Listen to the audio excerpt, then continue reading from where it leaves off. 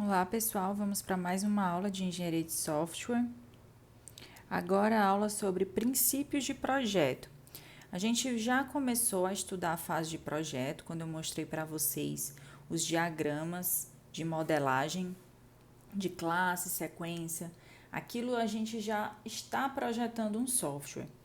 Porém, eu quero falar um pouco mais para vocês hoje o que é esse conceito de projeto, que em inglês a palavrinha certa para isso é design, e a sua importância. E também apresentar algumas propriedades de bons projetos para vocês. Bom, para explicar o que é projeto, eu trouxe essa frase, que é a seguinte: o problema mais fundamental em ciência da computação é a tarefa de decomposição de problemas. Como dividir um problema complexo em partes que possam ser resolvidas de forma independente. Então, essa frase, ela conceitua bem o que é que significa um projeto, né? Que é basicamente pegar um problema grande, que pode ser um sistema complexo, e quebrar esse problema, quebrar esse sistema em partes menores e resolver essas partes menores. Resolvendo essas partes menores, eu consigo então resolver uma parte maior. Ou seja, eu consigo resolver o problema inteiro, certo? Então, projetar significa isso, significa você pensar em partes, né? Em se preocupar nas pequenas partes para quando você junta isso tudo, você tem a resolução final de um grande sistema que é mais complexo que suas partes individuais. E aí, uma coisa interessante de falar aqui para vocês, né, com relação a termos, é que no inglês existem duas palavras, né, para projeto. Existe a palavra project, que é o esforço colaborativo para resolver problemas. Então, a gente viu isso bastante, por exemplo, na aula de gerenciamento de projetos. O que é um projeto? É um esforço colaborativo, né? São pessoas, ferramentas, técnicas trabalhando para poder entregar algum produto, algum processo. Esse esforço ele tem prazos, né? Ele provavelmente com esses prazos vai ter um cronograma, vai ter entregáveis. Então, isso é o projeto. Já design em inglês, que também é projeto, né? A tradução é projeto em português, é o que é o desenho ou proposta de uma solução. Então, no português, às vezes fica um pouco confuso essa questão desses termos, né? Porque a gente só tem uma palavra, que é o projeto. Mas, quando se fala em projeto de software, como a gente está falando agora, isso significa que a gente está falando do design, ou seja, de uma proposta de solução, ok? Bom, e projetar, então, é quebrar em partes menores. Um exemplo que o livro de engenharia de software traz é o compilador. O compilador, o que é que ele busca resolver? Ele busca transformar uma linguagem que o programador usou, por exemplo, para fazer um programa, e transformar aquela linguagem numa linguagem que a máquina entenda. Então, numa linguagem de máquina. E aí, aqui, gente, eu tenho um pequeno, digamos assim, projeto de um compilador. Eu dividi, né, esse compilador em partes menores. O que é que eu preciso? Eu tenho como entrada aqui uma linguagem X, que está um programa que está numa determinada linguagem, e primeiro eu tenho que passar por esses pequenos módulos, né? O analisador léxico, sintático, semântico, o gerador de código, até ter um programa numa linguagem Y, que vai ser um programa que a máquina entende. Então, isso é projetar, né? Um bom exemplo de projeto. Na engenharia de software, então, essas partes menores, elas vão ser os módulos do software. O que são esses módulos? Podem ser pacotes, podem ser componentes, podem ser classes, certo? E aí, pessoal, a gente já viu, né, algumas coisas que representam esses módulos, certo? O diagrama de classes, o diagrama de pacotes, certo? Então, eu estou... É como se eu estivesse diminuindo a complexidade aí do meu problema. Mais um conceito importante é o conceito de abstração, né, que talvez vocês já devam ter ouvido falar, né, desse conceito em outras disciplinas. Mas basicamente é como se a gente quisesse esconder ou diminuir a complexidade de uma coisa muito grande, né? Então, esse conceito permite usar um módulo sem conhecer os detalhes da implementação daquele módulo. Então, imagina, né, que eu tenho um módulo A, certo? Que vai precisar de um módulo B. Eu não preciso saber como o módulo B foi exatamente implementado. Eu só preciso que ele me entregue alguma coisa, tá? Então, quando eu abstraio, eu não vejo os detalhes. Eu só pego o que me interessa, tá certo? E aí tem um exemplo aqui do scanner, que implementar um scanner, né, no analisador léxico pode ser difícil, né, no compilador. Porém, quando você é um cliente desse scanner, é simples, porque você vai só usar as funções dele. Então, por exemplo, aqui, certo? Eu estou usando uma função next token. Não me interessa saber como isso foi implementado. Eu só quero o próximo token. Então, isso é abstrair, né? Ou seja, é um conceito muito ligado ao projeto, certo? A projetar um software. Bom, então quais são as propriedades de bons projetos de software? A gente vai falar, dar uma visão geral aqui desses bons projetos, dessas propriedades de bons projetos. Eu sempre vou falar aqui dando exemplos, né, de linguagens que são orientadas a objetos. Porém, esses exemplos podem ser transferidos para outros paradigmas, outras linguagens, certo? Porém, então, assim, vocês vão. Eu suponho que vocês já tenham tido, ou já tenham um certo conhecimento, tá? Em orientação a objetos. E aí, eu trouxe aqui 4. Vou dar uma visão geral aqui, bem grande para vocês, desses 4 conceitos: integridade conceitual, ocultamento de informação, coesão, acoplamento.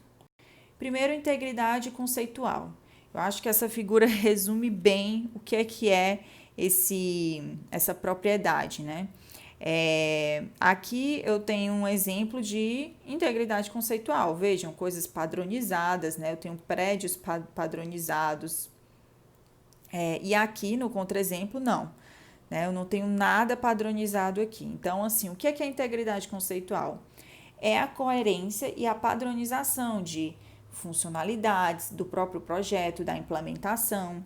Então, funcionalidades, por exemplo, quando você tem uma determinada tela que tem uma funcionalidade, por exemplo, enviar ou cadastrar, o usuário espera, ou pelo menos é melhor para o usuário, que aquele label de botões, né, que significa uma coisa numa tela, também seja usado em outras telas, tá? Então, as funcionalidades, elas têm uma padronização.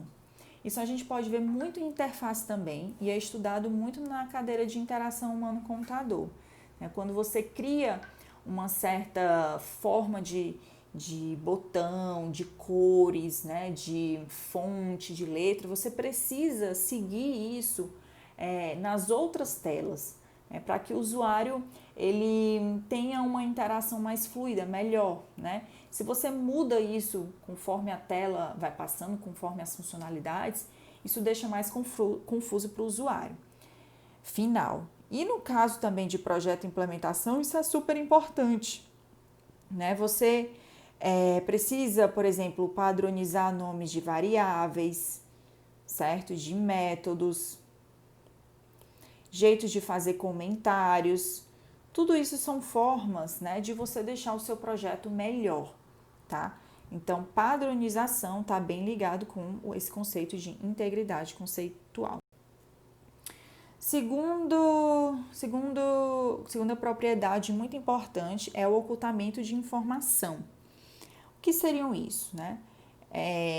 As classes, tá? No caso, né, de linguagens orientadas a objeto, elas devem esconder decisões de projeto que estão sujeitas à mudança, ou seja, podem mudar ali e seus clientes não precisam então saber dessa mudança.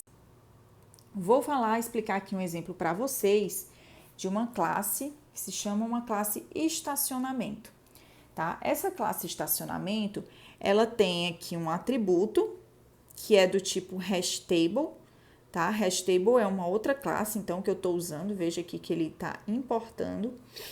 E eu tenho, essa é uma hashtable de veículos, ou seja, eu vou guardar diversos veículos, né? Uma coleção aí de veículos. E aqui é justamente o que eu preciso, né, de entrada para guardar esses veículos, que é a placa e o modelo desse veículo, certo?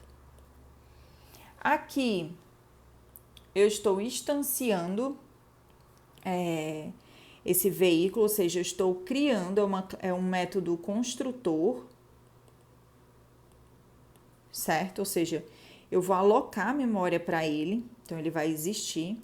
E aqui, pessoal, é um método que é como se fosse, é um método cliente, né? Ou seja, é um método que vai usar, tá? Alguma coisa de uma classe, no caso dessa própria classe aqui. Então, o que é que ele faz, né? Ele instancia aqui a classe estacionamento e ele vai criar, então, vai começar a popular essa hash table. Para popular uma hash table, você precisa usar o método put. Aí ele faz, né? Ele chama aqui o i, que ele acabou de instanciar, ponto veículos, né? Que é a hash table que ele criou, put, e vai colocando a placa, modelo, placa, modelo, placa, modelo, certo? Então, assim, qual o problema disso, pessoal? O problema disso é que os clientes, ou seja, esse método cliente aqui, ele precisa manipular uma estrutura de dados. Ele está manipulando a hash table. Veja, put é um método, né, dessa outra classe aqui, certo? Então, para estacionar um veículo, ele está precisando fazer isso. Agora, vejam, ver aqui, se essa hash table, né, se essa classe estacionamento decide mudar a forma como armazena, como organiza esses veículos, ou seja, não é mais uma hash table. Imagina, ele decide usar uma outra coisa. O que é que acontece? Esse cliente aqui vai ter que mudar isso, tá? E isso é ruim, né? Um lava-jato, né? Sei lá, num estacionamento, e precisasse eu mesma escrever num papel o modelo do meu carro, sendo que eu não quero fazer. Isso é um problema, né? Primeiro porque, se você for, isso é ruim. Então, os clientes, eles precisam, né, o código em si precisa evoluir de forma mais independente possível, certo? Aqui tem uma comparação interessante, né? É como se, por exemplo, eu chegasse né? Quem vai fazer isso tem que ser um atendente. Então, os clientes, né, eles não podem entrar na cabine do estacionamento e eles mesmos anotar os dados do seu carro no livro, certo? Então, assim, como fazer então, né, para ocultar essas informações? Ou seja, eu quero esconder esses detalhes de programação, que é, no caso desse exemplo, é bem específico da tabela aí da classe hashtable, certo? Primeiro, deixar o atributo aqui privado, certo? O atributo veículos. Então, não vai ser qualquer classe, né, que vai, de fato, usar, né, esse atributo, ter acesso a esse atributo, somente a própria classe vai ter. Segundo, ao invés de deixar aí o ato de colocar o carro, né, estacionar o carro no cliente, como responsabilidade do cliente, eu crio um outro método, que é esse aqui, certo? Um método estacionar, que vai receber, né, a placa, o veículo e vai colocar aqui, olha aqui, o put do hash table, e vai colocar esse veículo na hash table que foi criada de veículos, certo? E aí o cliente apenas usa o método estaciona, certo? Então, assim, a classe estacionamento, ela ficou livre para alterar a sua estrutura de dados interna. Então, essa classe aqui, né, ela está livre, ela pode mudar essa hash table, fazer de outras formas, que o cliente não vai precisar ser alterado. E isso é bom, né? Isso é bom para manutenção, para o entendimento do código. Outro conceito importante é a coesão. Vocês vão ouvir muito falar isso, né? Principalmente em engenharia de software. Coesão. Uma classe ela deve ter uma única função, uma única responsabilidade, ou seja, oferecer um único serviço, tá? A gente fala aqui em classe, mas também vale para as outras unidades, tá? Funções, métodos, pacotes, etc. Aqui tem alguns contra-exemplos de coesão. Essa classe, ela está implementando basicamente duas responsabilidades, certo? É o seno ou cosseno.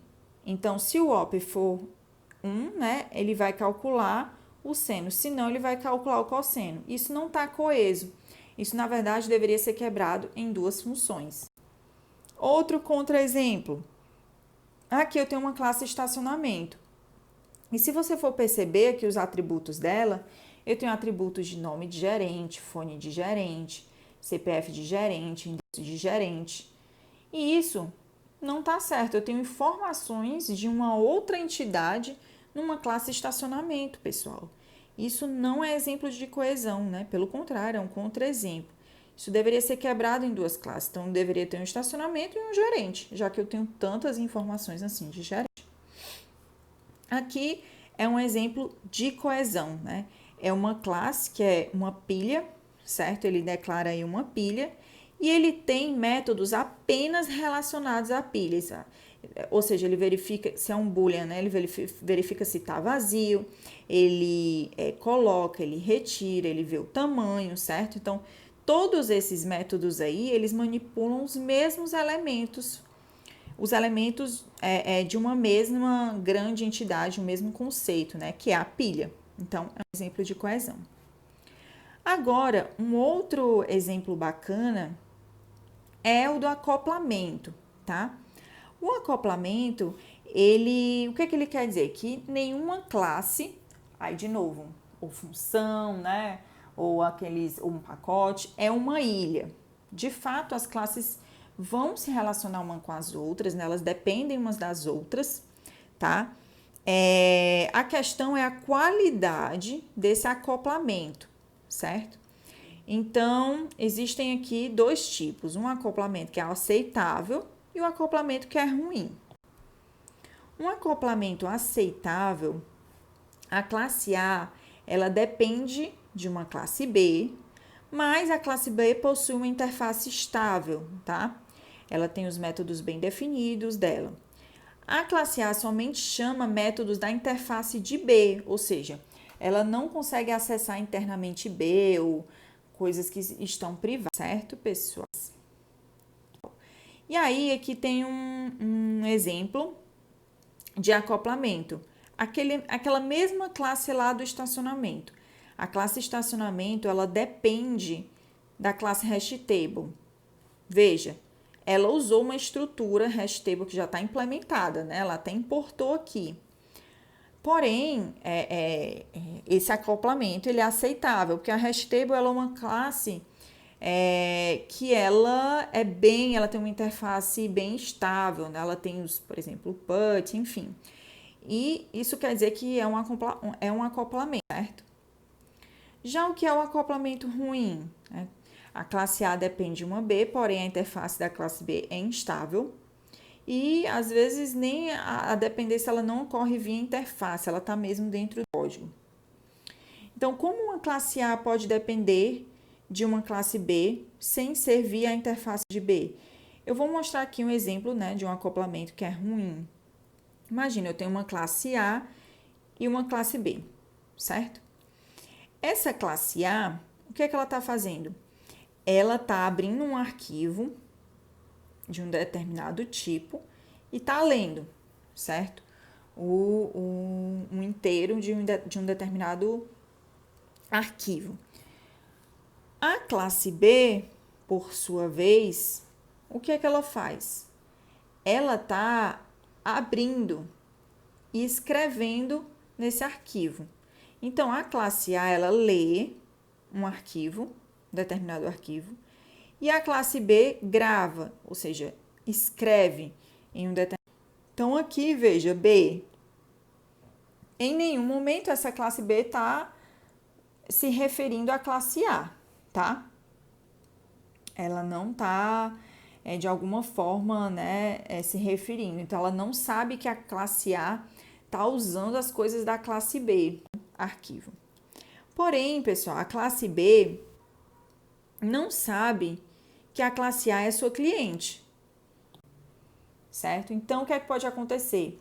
B, ela pode mudar o formato do arquivo, ou mesmo deixar de salvar um arquivo, e o A pode ter problema com isso, tá? Então, isso é um acoplamento ruim. De certa forma, elas estão dependendo, né? Uma está dependendo da outra, a outra não sabe, e aí isso pode dar problema, certo? E então, isso pode ser transformado, tá? Tornar esse acoplamento ruim em um bom. Como fazer isso, né? A classe B, que é a classe que escreve, certo? Ela agora passa a ter um outro método para retornar o total, certo? De inteiros de um certo arquivo que ela grava. Classe B, agora, a classe A, desculpa, agora sabe, né, da existência de B e usa B, né, como uma variável, e antes de fazer alguma coisa, ela pega, né, o total lá de B, certo? Então, dessa forma, eu tô deixando elas acopladas, porque uma depende da outra, porém, eu desacoplei no sentido de, agora uma sabe que a outra existe, certo? E eu posso até mudar aqui o formato do arquivo, que não vai prejudicar a classe A. Então, isso é um exemplo de um acoplamento bom. Existem outros tipos, outras classificações para acoplamento, né? Tem um que é o acoplamento estrutural, o acoplamento evolutivo, tá? Mas isso eu vou deixar para vocês estudarem no capítulo, certo, pessoal? Então, isso foi uma visão geral aí de como fazer um bom projeto, né? Já tá chegando mais assim na parte de implementação. A literatura tem muita coisa, muitos artigos, né? E se aprofunda bastante nessa questão. Quem tiver interesse é só falar comigo. Então é isso. Vou deixar a lista de exercícios lá no Google Class com relação a esse assunto. Um abraço e até a próxima aula.